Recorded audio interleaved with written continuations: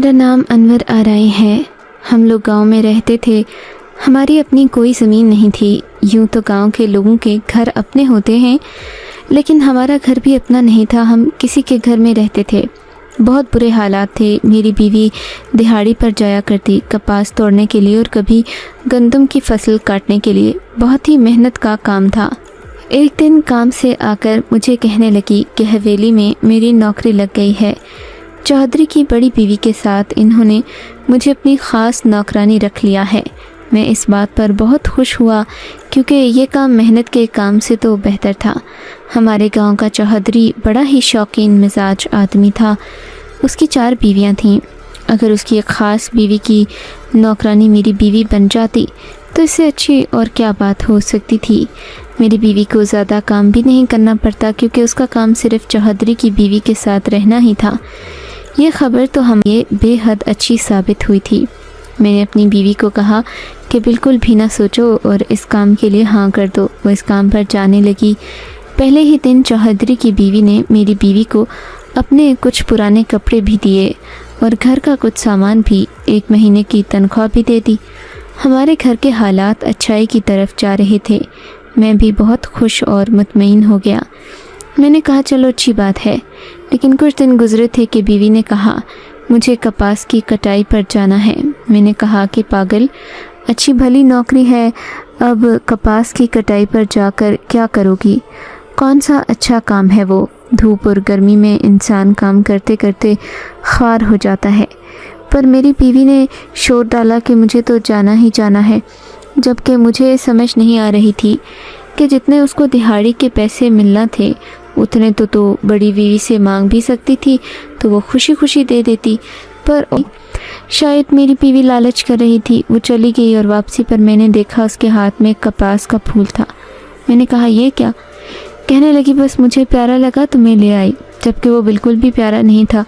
کپاس کا پھول تو جب کھل جائے اس کے بعد اس میں کیا خوبصورتی رہ جاتی ہے، اس کے اندر تو روئی بھری جاتی ہے، بلکہ اس کو پھول نہیں سیتا کہا جاتا ہے۔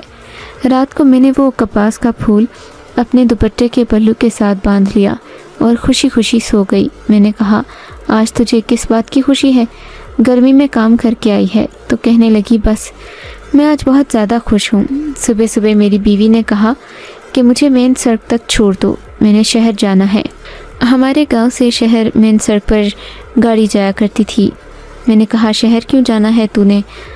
ہم لوگ ویسے بھی شہر نہیں جاتے تھے، کہیں 2-4 مہینوں میں ایک دفعہ چلے جاتے، وہ بھی گھر کی بہت ضروری چیزیں لینے کے لیے جو کہ گاؤں سے نہیں ملتی تھیں۔ اس نے کہا کہ مجھے بڑا ضروری کام ہے، تو مجھے شہر والی گاڑی میں بٹھا دے۔ میں نے کہا میں بھی تیرے ساتھ چلتا ہوں۔ کہنے لگی نہیں، تو میرے ساتھ نہ آ، میں خود ہی چلی جاؤں گی۔ بیوی میری ویسے ہی ضدی تھی، میرا آج کل کوئی کام بھی نہیں تھا، بیوی کی بات ماننا پڑی۔ اس کو میں نے شہر والی گاڑی میں بٹھا دیا۔ وہ 3-4 گھنٹے بعد واپس آ گئی۔ واپس آئی تو اس کے ہاتھوں میں ڈھیروں سارے پیسے تھے۔ کہنے لگی یہ دیکھو اتنے سارے پیسے۔ میں بھی حیران ہو گیا۔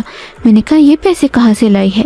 کہنے لگی وہ جو کپاس کا پھول میں نے اپنے دوپٹے سے باندھا تھا نا، اسی کو شہر بیچنے گئی تھی اور مجھے اتنے سارے پیسے مل گئے۔ میں نے کہا وہ پاگل کون تھا جس نے ایک پھول کے پیچھے اتنے سارے پیسے دے دیے؟ تو کہنے لگی تجھے نہیں پتا، آج کل شہر کے لوگ بہت پاگل ہو گئے ہیں، چھوٹی چھوٹی چیزوں کے لیے ہزاروں روپے دیتے ہیں۔ جو چیزیں ہمارے گھروں میں ہمارے باپ دادا استعمال کرتے تھے نا، پرانے برتن، لکڑی کی چیزیں، ان چیزوں کو یہ لوگ ہزاروں میں خریدتے ہیں اور اپنے بڑے بڑے گھروں میں سجا کر رکھتے ہیں، اور اس کا کوئی خاص قسم کا نام بھی دیتے ہیں۔ نام بھول گیا ہے، مجھے نہیں پتا، پر میں نے ایک پھول ہزاروں روپے کا بیچا ہے۔ بات تو میری بیوی کی ٹھیک تھی۔ آج کل شہر کے لوگوں کا دماغ خراب ہو گیا تھا۔ جن کچی دیواروں کو ہم ساری زندگی ٹھیک کرنے کے لیے محنت کرتے رہتے، ان کی دیواروں کو اپنے ڈرائنگ روم میں سجاوٹ کے طور پر بنوانے لگے تھے۔ اس دنیا میں کچھ بھی ہو سکتا تھا۔ بہرحال میں بہت خوش ہوا۔ میری بیوی نے مجھے بتایا کہ اسی لیے تو میں کپاس کی کٹائی کرنے گئی تھی، کیونکہ ایک خاص قسم کا پھول ہوتا ہے جس کو صرف میں پہچان سکتی ہوں۔ میرے بابا نے مجھے سکھایا ہے، تبھی تو میں نے تیرے ساتھ ضد لگائی تھی، لیکن تو میری بات نہیں سن رہا تھا۔ اب میری بیوی روز ایسا ہی کرتی، چودھری کے کھیت سے کپاس کا ایک پھول چرا لیتی، رات بھر اسے اپنے پلو سے باندھ کر رکھتی اور صبح شہر جا کر اسے بیچ دیتی۔ اس کو بہت سارے پیسے مل جاتے۔ بات تو بہت عجیب تھی، لیکن یہی سچ تھا۔ اس کے علاوہ چودھری کی بیوی بھی میری بیوی پر بہت زیادہ ہی مہربان تھی۔ وہ بھی اس کو اور چیزیں دیتی رہتی۔ اب ہمارے گھر کے حالات اچھے ہونے لگے، گھر میں کھانے پینے کی چیزیں اچھی بننے لگیں، نئی نئی چیزیں بھی آنے لگیں۔ میری بیوی نے مجھے کہا کہ ہم پیسے جمع کریں گے اور زمین کا ایک ٹکڑا لیں گے، سائڈ پر ایک چھوٹا سا گھر بنائیں گے، وہی کھیتی باڑی بھی کیا کریں گے۔ میں نے اسے کہا اتنے خواب نہ سجا، ابھی تو کچھ ہی دن ہوئے ہیں۔ اس نے کہا تم فکر نہیں کرو۔ میری بیوی روز کے روز ایسے ہی لا رہی تھی، سب کچھ ہو رہا تھا لیکن مجھے وہ یہ سب بتاتی نہیں تھی، ساتھ لے کے نہیں جاتی تھی، اس لیے میں بہت زیادہ پرتجسس رہتا۔ ایک دن تو رات کو ہم سو رہے تھے جب دروازے پر دستک ہوئی، کوئی بہت ہی زور سے دستک دے رہا تھا۔ ہم لوگ ڈر گئے کہ پتہ نہیں کون ہے۔ میری بیوی نے کہا دروازہ نہیں کھولو، کوئی ضرورت نہیں جانے کی، جو بھی ہوگا خود ہی چلا جائے گا۔ یہ بھی کوئی وقت تھا کسی کے گھر آنے کا۔ دروازہ بار بار بج رہا تھا، ہم لوگ بھی چپ کر کے سوئے رہے۔ تھوڑی دیر کے بعد ساتھ والوں کے گھر سے آوازیں آنا شروع ہو گئیں کہ جا کر دروازہ کھولو، تمہاری وجہ سے ہمارے بچے جاگ جائیں گے، تم دونوں کے تو بچے ہیں نہیں، ہمارے بچوں کو ہم نے مشکل سے سلایا ہے۔ میری بیوی نے اپنا سر پکڑ لیا اور کہا کہ دروازہ کھولنا ہی پڑے گا، گاؤں کے لوگوں کا یہی مسئلہ ہوتا ہے، ایک دوسرے کے معاملات میں پڑنا وہ اپنا فرض سمجھتے ہیں۔ ہمارے گھر کا دروازہ تھا، ہم کھولتے نہ کھولتے ان کو کیا مسئلہ، لیکن انہوں نے شور مچانا شروع کر دیا۔ جب بیوی نے کہا کہ دروازہ کھولا تو میں بہت ڈرا ہوا تھا کہ پتہ نہیں اس ٹائم کون ہے۔ جس طرح وہ دروازہ پیٹ رہا تھا ضرور کوئی نہ کوئی گڑبڑ تھی۔ جیسے ہی دروازہ کھلا قدموں تلے سے زمین نکل گئی، سامنے تو چودھری خود کھڑا تھا، وہ بھی رات کے اس وقت۔ میں نے کہا چودھری صاحب آپ ہمارے غریب خانے میں، کیا ہو گیا؟ کیا کوئی غلطی ہو گئی ہم سے؟ کہیں میری بیوی سے تو کوئی غلطی نہیں ہو گئی؟ کیونکہ میری بیوی ان کے گھر میں کام کیا کرتی تھی۔ چودھری نے کہا تمہاری بیوی سے ملنے آیا ہوں، بہت ضروری بات کرنی ہے۔ میری بیوی کو جب میں نے بلایا اور جب اس کو بتایا کہ چودھری آیا ہے، وہ بھی پریشان ہو گئی۔ چودھری کے سامنے بیوی آئی تو اس نے بھی سر جھکا کر سلام کیا۔ اچھا تو ہے اس کی بیوی؟ چودھری نے کہا اسے بہت ضروری بات کرنی ہے مجھے، تم سائڈ پر ہو جاؤ۔ مجھے یہ بات بڑی بری لگی کہ میری بیوی سے اکیلے میں بات کرنا چاہتا تھا۔ میں وہاں سے نہیں گیا تو اس نے کہا اللہ کے بندے تھوڑی دیر کے لیے سائڈ پہ ہو جا، تیری بیوی کو لے کر نہیں جا رہے، دروازے کے پاس کھڑے ہو کر بات کروں گا، بہت ضروری بات ہے، تجھے نہیں بتا سکتا۔ نہیں تو بتا دیا، اگر تیری بیوی تیرے لیے بہت اچھی ہے، تیری اتنی سگی ہے تو بعد میں اسے پوچھ لینا، یہ کون سا تجھے نہیں بتائے گی، لیکن مجھے اکیلے میں ہی بات کرنی ہے۔ میں نے کہا چودھری صاحب جو بھی بات کرنی ہے میرے سامنے کھڑے ہو کر کرو، بیوی ہے میری، آپ بڑے صاحب ہوں گے، آپ کی عزت ہے تو ہماری بھی عزت ہوتی ہے۔ چودھری نے اپنا سر پکڑ لیا اور میری بیوی کی طرف دیکھ کر بولا تو ہی سمجھا لے اسے، نہیں تو تم دونوں میرے ہاتھ سے ادھر ادھر ہو جاؤ گے۔ میری بیوی نے مجھے کہا اللہ کا نام ہے، تھوڑی دیر کے لیے سائڈ پہ چلے جاؤ، میں تمہیں کہیں اور جانے کو تھوڑی کہہ رہی ہوں، بس تھوڑی دور جا کر کھڑے ہو جاؤ۔ میری بیوی نے میری طرف دیکھا اور آنکھوں سے اشارہ کیا، جس کا مطلب تھا یہ بہت ضروری ہے۔ میں نے اپنی بیوی کی بات مان لی، میں سائڈ پر چلا گیا۔ مجھے آواز تو نہیں آ رہی تھی لیکن لوگوں کو دیکھ کر ضرور رہا تھا۔ میں نے چودھری صاحب سے کہہ دیا اچھا ٹھیک ہے، آرام سے بات کر لیں، ویسے بھی وہ گاؤں کا چودھری تھا، اس کے ساتھ کوئی بدتمیزی کیسے کر سکتا تھا، وہ تو کسی کو بھی غائب کروا سکتا تھا، ہمارے آگے پیچھے ویسے بھی کوئی نہیں تھا۔ جب وہ بات کر رہا تھا تو میری بیوی کافی پریشان لگ رہی تھی اور کسی بات پر بار بار صفائی دے رہی تھی۔ چودھری بھی بات کرتے ہوئے ایسے لگ رہا تھا جیسے کسی بات کا ذکر کر رہا ہے کہ ایسے نہیں جاؤں گا۔ بیوی نے اپنے پلو سے پھول نکال کر چودھری کو دے دیا۔ چودھری کو پھول ملا تو جیسے اس کو سکون آ گیا، شاید وہ یہی لینے کے لیے آیا تھا۔ اس کے بعد وہاں سے جانے لگا اور جانے سے پہلے میری بیوی کے ہاتھ پر پیسے رکھ دیے۔ مجھے کہا تیری بیوی بڑی اچھی ہے، تو بڑا خوش قسمت ہے۔ وہاں سے چلا گیا۔ میں حیران رہ گیا، جاتے ہوئے اس نے میری بیوی کے ہاتھ پر ایک موٹی رقم رکھ دی۔ دور سے ہی وہ پیسے اتنے زیادہ لگ رہے تھے، 20-30 ہزار تو ہوگا۔ میں حیران رہ گیا کہ چودھری میری بیوی کو اتنے سارے پیسے دے کر کیوں چلا گیا۔ میں نے اپنی بیوی سے کہا یہ کیا معاملہ ہے، مجھے بتاؤ۔ اس نے کہا چودھری کو پتہ چل گیا تھا پھول کے بارے میں۔ میں نے کہا تو پھر تو نے کیا کیا؟ میں نے اسے چپ کروانے کے لیے آج کا پھول اسے دے دیا۔ میں نے کہا یہ کسی قسم کی بچوں والی حرکت ہے، اس کا اپنا کھیت ہے، اس کی زمین پر تو وہ پھول لگتے ہیں، پھر یہ سب وہ خود کیوں نہیں کر سکتا؟ تیرے سے پھول لے کر اتنا خوش کیوں ہو گیا؟ میری بیوی نے کہا کیونکہ یہ پھول مجھ سے خرید کر گیا ہے، کیونکہ میں ہی اس پھول کی اصل قیمت جانتی ہوں۔ اس نے سوچا ہے کہ وہ پھول مجھ سے لے کر کسی اور کو اس سے بھی مہنگا بیچے گا، جبکہ ایسا کچھ بھی نہیں ہے، میں نے اسے بیوقوف بنایا ہے۔ میں نے کہا چौधری ایسا انسان نہیں ہے جس کو کوئی بھی بیوقوف بنا سکے. جو اس کو بیوقوف بناتا ہے وہ دراصل بیوقوف بنا رہا ہوتا ہے، کیونکہ جیسے ہی چودھری کو پتہ چلے گا کہ حقیقت کیا ہے وہ ہم دونوں کو جان سے مار دے گا. میری بیوی نے کہا میری بات پوری تو سن لو. میں نے کہا ہاں بتا تو نے کون سی چال چلی ہے.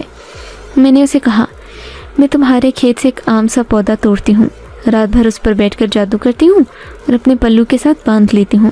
صبح وہ ایسا پودا بن جاتا ہے کہ اس کی بہت زیادہ قیمت لگتی ہے، جبکہ ایسا کچھ بھی نہیں ہے. میں نے جھوٹ بولا ہے اس لیے وہ چپ کر گیا ہے، نہیں تو وہ تمہیں بھی جان سے مار دیتا اور مجھے بھی. میں نے اپنا سر پکڑ لیا، کہا کہ کوئی نہ کوئی گڑبڑ ضرور ہے، مجھے پوری بات بتائی نہیں جا رہی، مجھے بیوقوف سمجھا جا رہا ہے، تم دونوں کو چکر چلا رہے ہو. مجھے نہیں پتا. میری بیوی نے کہا کیا مطلب چکر چلا رہے ہیں، کس طرح کی باتیں کر رہے ہو؟ کیا ہو سکتا ہے، گھر میں پیسے آ رہے ہیں بس یہی اہم ہے. کچھ نہ کچھ بہرحال گڑبڑ تھی. بیوی نے چودھری کو بھی پھول بیچنا شروع کر دیے، گاؤں کے باقی لوگوں کو بھی، یہاں تک کہ وہ شہر بھی 2 سے 3 پھول لے کر جایا کرتی اور اس کے پاس بہت سارے پیسے ہوتے. میری بیوی کے تیور وہ بھی بدلتے جا رہے تھے. اس نے اچھے کپڑے پہننا شروع کر دیے، نئی چیزیں بننے لگی تو اس کا دماغ بھی گھوم گیا. مجھ سے تلخی سے پیش آتی، میرا بالکل بھی خیال نہیں رکھتی کہ مجھے کام کرنا ہے، تم بھی اپنا کام کرو. کبھی کبھی تو مجھے لگتا ہے وہ جھوٹ بولتی ہے، کہیں وہ سچ مچ کالا جادو تو نہیں کرتی، نہیں تو ایک پھول سے اتنے سارے پیسے کیسے بنا سکتی ہے. کوئی نہ کوئی بات ایسی ضرور تھی جس کے بارے میں مجھے بالکل بھی اندازہ نہیں تھا، پر کچھ نہ کچھ غلط تھا، کیونکہ کوئی بھی حلال کی کمائی سے اتنے پیسے نہیں کر سکتا تھا. حلال کی کمائی سے 2 وقت کی روٹی پوری ہوتی ہے، غلط کاموں سے ہی اتنے زیادہ پیسے ملتے ہیں.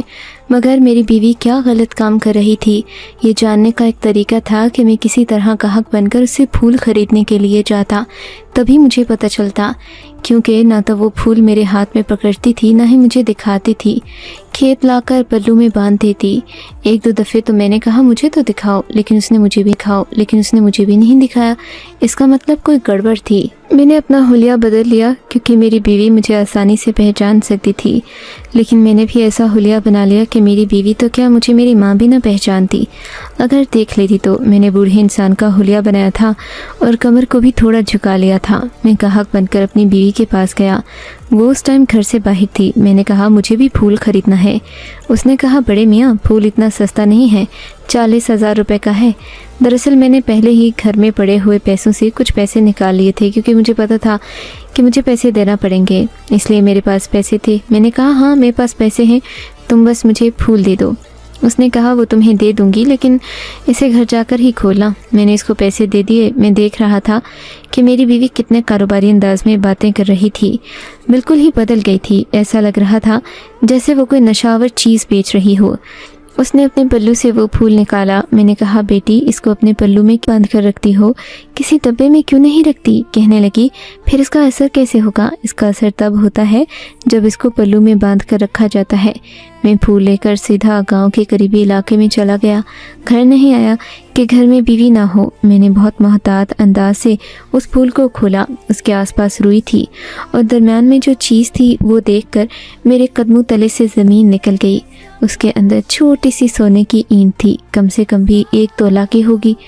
اس کا مطلب میری بیوی پھولوں کے اندر سونا ڈال کر بیچتی تھی. جھوٹ بولتی تھی کہ میں پھول کو قیمتی بناتی ہوں. اس کے اندر سونا خود بن جاتا ہے کیونکہ میں اس پر جادو کرتی ہوں. میں جانتا تھا کہ میری بیوی ایسا نہیں کر سکتی، کوئی بھی ایسا نہیں کر سکتا. مجھے اچھی طرح پتہ تھا کہ ایسا نہیں ہوتا. میری بیوی سونے کی چھوٹی چھوٹی اینٹیں کہاں سے لا رہی تھی، اور میری بیوی کو یہ سونا کون دے رہا تھا؟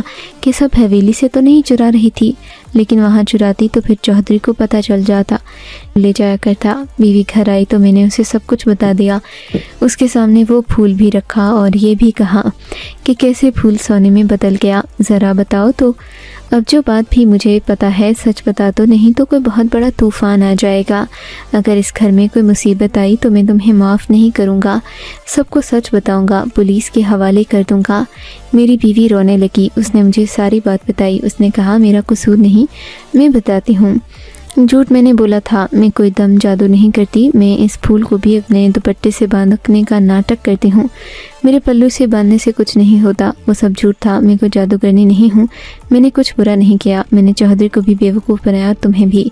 दरअसल मुझे चौधरी की बीवी ने ये सब कुछ करने को कहा था। उसने कहा मेरे शौहर की 3 और बीवियाँ हैं और वो उन पर सारी दौलत पानी की तरह लुटा रहा है, इसलिए मैं तुम्हें रोज़ाना 1 तोला सोना दिया करूँगी, जिसको तुम बेच कर आना। आधे पैसे मुझे देना। मैं मजबूर थी, मुझे इस हरकत करने की ज़रूरत थी क्योंकि मैंने कुछ अरसे तक ये सब ही करना था। सोना छुपा कर ले जाती, लेकिन अगर शक पड़ता तो तुम भी मुझसे सवाल करते और बात भी निकल जाती। चौधरी को भी शक पड़ गया था, इसीलिए वो इस घर आया था क्योंकि उसको शक पड़ गया था। लेकिन मैंने उसे भी बेवकूफ़ बना दिया कि मैं फूल को दुपट्टे से बांध देती हूँ तो वो सोना बन जाता है। वो भी यही सोचता रहा कि ये गरीब औरत इतना सोना कहाँ से लाएगी, इसीलिए मेरी बात पर यकीन कर लिया। ये सारा सोना चौधरी का है, जो उसकी बीवी मुझे किसी न किसी तरह चुरा कर जैसे भी दे देती है। वो ये जानती है कि मैं नहीं जानती, लेकिन वो मुझे देती है क्योंकि उसे लगता है उसका शौहर सारी दौलत बाकी बीवियों पर लुटा रहा है, इसलिए वो शौहर से तलाक लेना चाहती है। लेकिन तलाक देने से पहले वो सारी दौलत कब्जे में करना चाहती है। वो सोना चोरी करती है। मैंने चौधरी को बेवकूफ़ बनाया क्योंकि उसे शक हो गया था। उसकी बीवी ने सब कुछ मुझ पर डाल दिया। मुझसे यही बात कर रहा था। उसके बीवी ने बताया कि ये नौकरानी इस तरह का काम करती है, इसलिए चौधरी ने मुझसे काम नहीं निकाला तो मैं खुद बुरी तरह फंस गई थी। ये सिर्फ हमारे लिए कर रही थी, हम दोनों के लिए। मेरी बीवी ने इस तरह की हरकत नहीं की। मैंने भी कसम खा ली कि मैं खुद काम करूँगा, थोड़े बहुत पैसे कमाऊँगा, अपनी बीवी को इस तरह की हरकतें नहीं करने दूँगा। उसके बाद से हमारे हालात बेहतर होने लगे। सोचता हूँ अभी भी चौधरी की बीवी सोचती होगी कि वो औरत कहाँ चली गई, और चौधरी भी कहता होगा कि एक रात में कपास के फूल को सोना बनाने वाली औरत कहाँ चली गई, उसे तलाश करो। जबकि ये सब बिल्कुल ही झूठ था। गाँव के लोगों को बेवकूफ़ बनाना वैसे भी आसान होता है, लेकिन मुझे भी तो मेरी बीवी ने बेवकूफ़ बनाया था, फिर भी मैंने उसे माफ़ कर दिया। कुछ सालों बाद हमारे हालात बहुत अच्छे हो गए। हम इन बातों को सोचकर हैरान होते कि हम पर भी क्या दिन थे। लेकिन एक दिन मुझे गांव का एक शख्स मिला जिसने मुझे बताया कि आज भी चौधरी उस औरत को तलाश कर रहा है। उसने अपनी पहली बीवी को तलाक के घर से ही चोरी कर रही थी। अभी भी चौधरी कहता है कोई उस औरत को ढूंढ दे जो कपास का फूल सोने का बनाती थी। ऐसी औरत जिसके पास हो तो वो करोड़पति हो जाएगा, वो तो रातों रात अमीर हो जाएगा। मैं दिल ही दिल में इस बात पर हंसने लगा कि मेरी अपनी बीवी की बात हो रही है, लेकिन ये बिल्कुल झूठ है। हमें कभी भी लालच नहीं करना चाहिए और लालच में आकर इस तरह की हरकतें भी नहीं करनी चाहिए। लालच और मजबूरी में बारीकी सी लकीर होती है, इसको कभी पार नहीं करना चाहिए, नहीं तो इंसान पर ऐसी मुसीबत आती है कि वो अपनी मदद भी नहीं कर सकता। मेरी बीवी अब बहुत खुश रहती है और ऐसी कोई बात नहीं करती।